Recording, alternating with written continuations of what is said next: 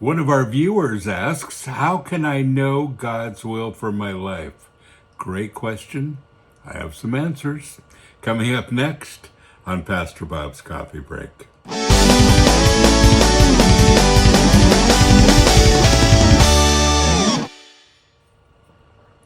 It's beginning to look a lot like Christmas.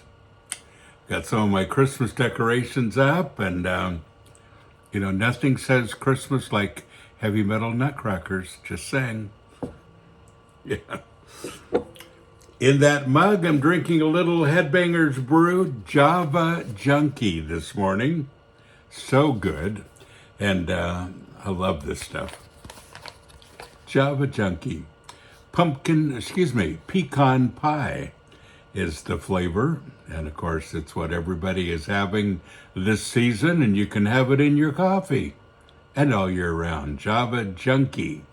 And of course, that's available here. It's available in, 5-pound bags. The big Mamba Jambas. And also K-Cups. We got it all. You can get that, all of our mugs, all of our t-shirts, all of our posters.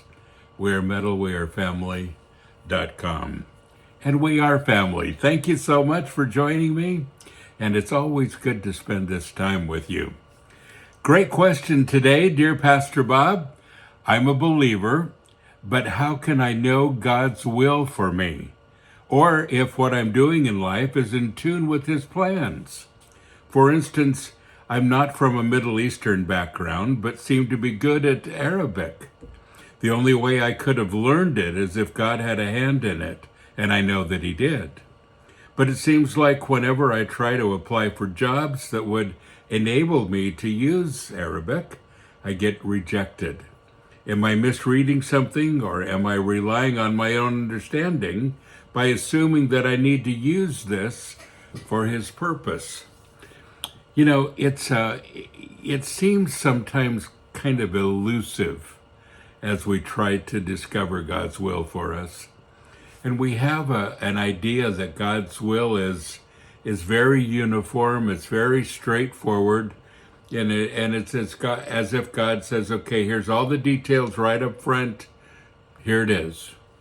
And it never works like that. I wish it did sometimes, but it never works like that. Why? Because God's will for us is progressive. And the reason it's progressive is because all of us have a lot to learn, a lot to grow into. And God may have that for you in the future, but He's got to bring all the other areas together for you to get to that point as well. There's a great scripture that I want to go to, and it's a scripture that's commonly used for situations like this, found in Romans 12:2. Many of you even have it memorized. I'm going to read it from the Amplified Bible today. And it says, and do not be conformed to this world any longer with its superficial values and customs, but be transformed and progressively changed as you mature spiritually by the renewing of your mind, focusing on godly values, ethical attitudes. But there it is. It's progressive and it's transformation. Transformation doesn't happen in an instant with us. It's a progression, progressive change. And it says, so focus on this, focus on godly values, focus on ethical attitudes. Our attitudes and our values have a lot to do with our direction.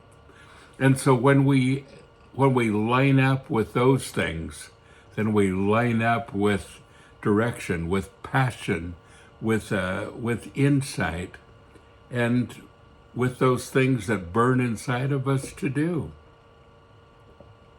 so that you may prove for yourselves what is the will of God, and that which is good and acceptable and perfect in His plan and His purpose for you. So all of us are trying to find God's plan and His purpose, and we have a part in it to grow into it as well. So God says, here's what I'd like you to do. And then He says, now start growing to this place. I've used the analogy many times about, a family having a baby for the first time. And the family comes home and brings the newborn home and says, welcome to our home, puts the baby on the sofa and says, okay, the kitchen is right over there, help yourself. The bathroom is down the hall and to the left, and we've got all your clothes over here. Feel free to wear whatever you like.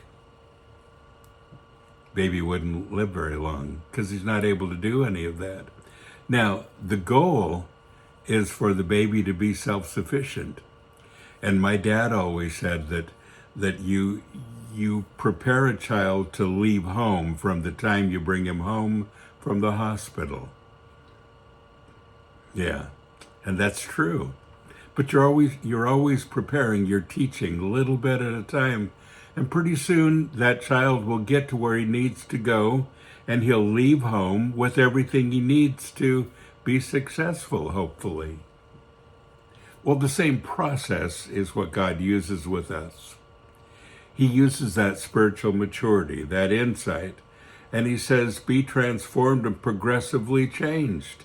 Mature spiritually by renewing your mind every single day, focusing on godly values, on ethical attitudes, all of those things that will transform you, and all those things that have to do with growing up in the faith. And folks, and then the promise is here.